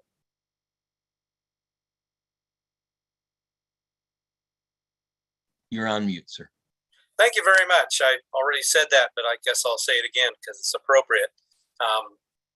I will ask Director Rosenthal to join in with any supplementary comments about the recent activity that the two of us got to partake in. But just want to mention that Director Rosenthal and I were fortunate enough to attend the Accelerate Colorado Conference in Washington, D.C. in the beginning days of June. And what a wonderful experience, an enlightening experience, twofold. First of all, obviously, it's a bit of a lobbying trip, but a knowledge fest as we met with 6 of our 7 congressional members. If I think I got that number right, Director Rosenthal, both senators, and then some representatives from economic development, EPA, transportation, all very knowledgeable. So that part is always good and important, but perhaps more important was the networking opportunity with business leaders and elected leaders from throughout the Front Range. Just a wonderful time to network and tell the RTD story and to share with folks that we do know and those that we just met. I would just say that it's a wonderful event and well worth our time and the taxpayer expense to get us to that event and back home. So just like to express my appreciation for that event and all that has come from it. Thank you, Mr. Chair. Thank you, Treasurer Whitmore, and thanks to you and Director Rosenthal for representing RTD at that. Director Brim. Thank you, Chair. I recently had an opportunity to talk with an Aurora police officer who responded to a call. And during the course of that conversation, I asked him about how the staffing was on their department. And he indicated, of course, that they're way understaffed and they're having a hard time filling positions. In fact, their most recent academy, which has 30 spots on it, they could only find 7 people to enroll and put through the rigorous course that entails. And of course, it takes a lot of people on the city police staff to run those academies. And for only 7 employees, that's not, very productive. I don't know what the answer is, as far because we're suffering from the same problem, but somehow or other, we've got to find a way to attract more people to get into that occupation. Thank you. Thanks, Director Broom. Director Tisdale. Thank you very much, Mr. Chairman. I just would like to take the opportunity once again to remind all of the directors that the APTA Transit Board Members Seminar will be held in Salt Lake City, July 30 through August 2. This is a seminar that has been planned and postponed since 2020. So we're very happy that we're finally able to accept Salt Lake's hospitality for this great event. And remember, directors, that we have restored your travel budget, at least a portion of it. So you have the opportunity to attend this very significant American Public Transportation Association meeting of people like us, transit board members from across the country. Thank you, Mr. Chairman. Thank you for that. And thanks for I know you play a huge role in putting this together. And I think we're going to be pretty well represented from RTD at this conference. So kudos to kudos to us. First Vice Chair Geisinger. Thank you. And thank you. I'm looking forward to going to the Transit Board Member Seminar, and I also appreciate Director Tisdale's work on that. I'm also very pleased to announce that I was just appointed to the Regional Air Quality Council, or the RAC. I very much appreciate that appointment, and thank you. And we'll be following the very large footprints of Director Broom. I know he was on for several years. RTD, I understand, I haven't had a chance to speak with her, but is very capably represented by Susan Wood from our staff. So I do look forward, as I start to get oriented, and to talking to her and learning from her. Thanks. Thank you, First Vice Chair Geisinger, and congratulations on that appointment. Director Williams. Yes, I can find my mute button. Yeah, well, we were talking about some of the things that we have been doing. I did two of the new Denver bus concourse Union Station trips with a really great group of people.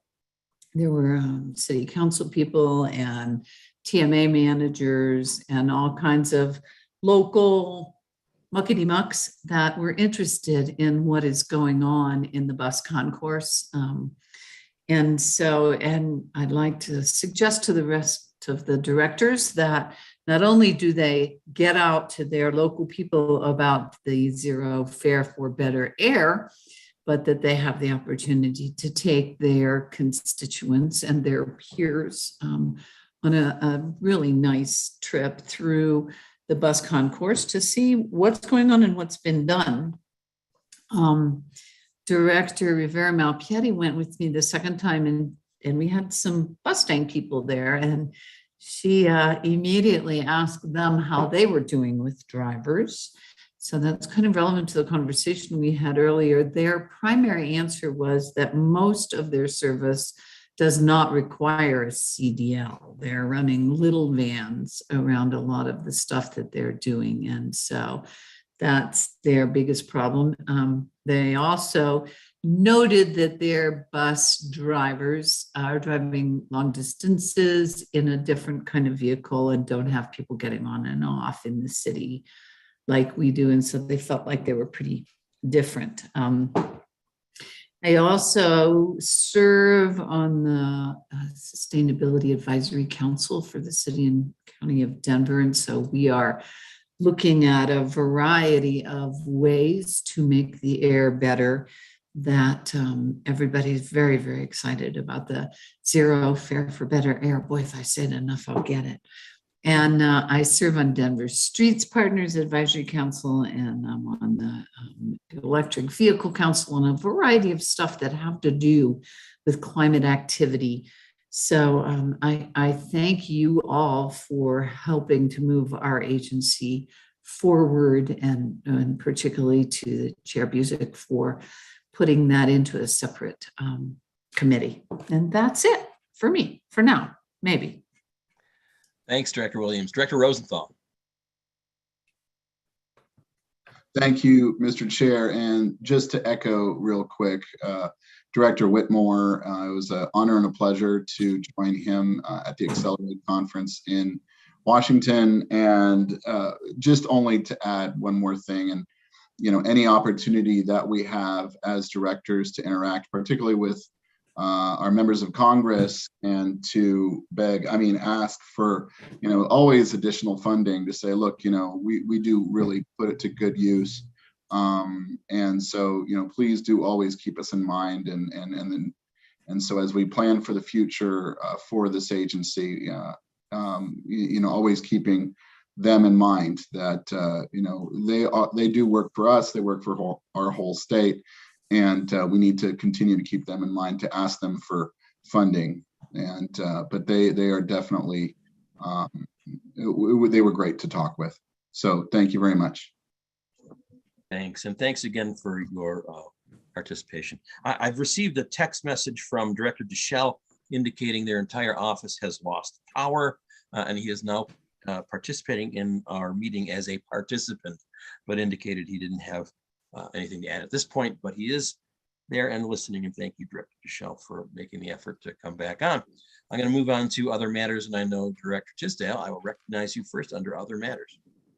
Thank you very much, Mr. Chairman. And I go back to Chief Martingano relative to the question that I raised earlier, or at least alluded to earlier, regarding our ability to cooperate with the city and county of Denver as to the issuance of citations when we are within the city and county of Denver, with a somewhat cumbersome process now of having to call a DPD officer to the scene, as opposed to our ability in other jurisdictions where, presumably pursuant to an IGA, we're able to issue citations directly. Can you give us an update on the answer you previously provided to Chair Busick regarding that issue? Yeah, Chair, go ahead and answer. Can I go ahead and answer? Sorry. Go ahead, Chief. All right. So for those that are not aware, our CEO and GM, Deborah Johnson, pushed really, really hard. We were trying for 5 years to get some type of policing rights within the city and county of Denver.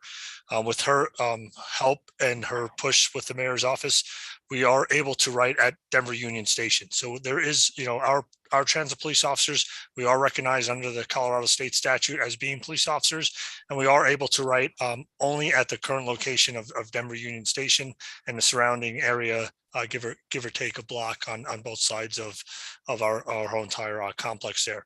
I am working with the city to see if we could do a pilot program to extend that. We have obviously been explaining some of the situations, especially to bus operators, at bus stops and such, that we are now with the impact teams, that we would appreciate the ability to extend that to really everywhere within the city and county of Denver.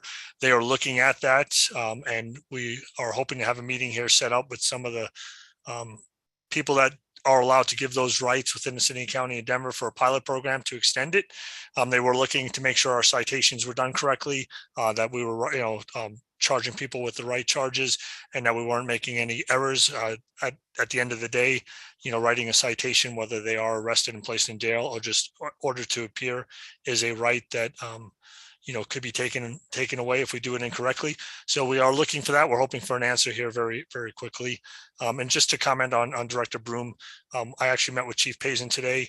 We did a presentation for a ballpark neighborhood, and they are experiencing a couple hundred police officers short. They were actually allowed to hire 188, and we were supposed to put a class of 40 in last week. Only 14 people showed up for their academy class out of the 40 that they were allocated for. So what we were really hoping for, like I said, we have our officers, they are very, very dedicated, the 22 that go out and perform, and any help that we could give the city and county of Denver in that retrospect, we're hoping that they see that as a positive and allow us to write citations further than just Union Station. Thank you. I appreciate that update. Thank you, Mr. Chairman. Thank you, Director Tisdale. One question, if I may, before I go to you, Second Vice Chair Catlin.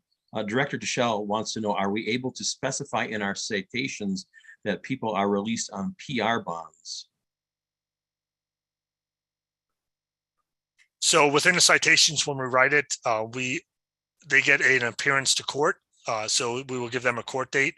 So we actually would make a notation if they were jailed. Usually they're jailed, though, just the way the jails are currently taking individuals into the jailing process. It's mostly for felonies. Most of the citations we write, especially the ones that were allowed in the city, county, and Denver, are more quality of life issues. So every one of our citations are a non-jailable offense. It's more of an order into courts. The other counties we could jail, and we do make a notation if they are jailed on that. What happens once they get into the jail, or they're released by someone from the judicial branch, that obviously would be a notation they make, but we would make a notation if they were jailed. So hopefully that answers this question. Great, thanks for that. I appreciate it. Second Vice Chair Catlin, go ahead. Thank you, Mr. Chair. Chief, I'm really encouraged about that information and the fact that you can now very carefully and cautiously write citations at Denver Union Station is encouraging, but I'm glad to see that you're exploring other options, since most of the constituent complaints that I get about that are at Civic Center Station. So at least there's some hope that we might be able to rectify that. That was not going to be my comment. My comment was really, given the suggestion from the administration that they might suspend the gas tax, of which transit gets a portion, I was wondering if our financial people had done an analysis of what the impact could be to the agency, even if it's just a temporary suspension of the 18.4 cent gas tax on a national basis. And also if there would be a suspension of the 22 cent gas tax in Colorado. So I don't need an answer today, but I was just wondering if staff would have an update on that, because it could potentially impact some of our operations and projects. Thank you.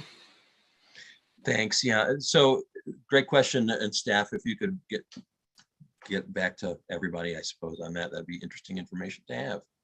Any other people that would like to bring something up in other matters? Seeing no further discussion, I would entertain a motion to adjourn. So moved. Second. Whitmore and Tisdale, first and second. Any no votes on that? Seeing none, we're adjourned. Thanks, everybody. 7:38 p.m. Thanks for participating. Thank you. Thank you. Bye, Roger.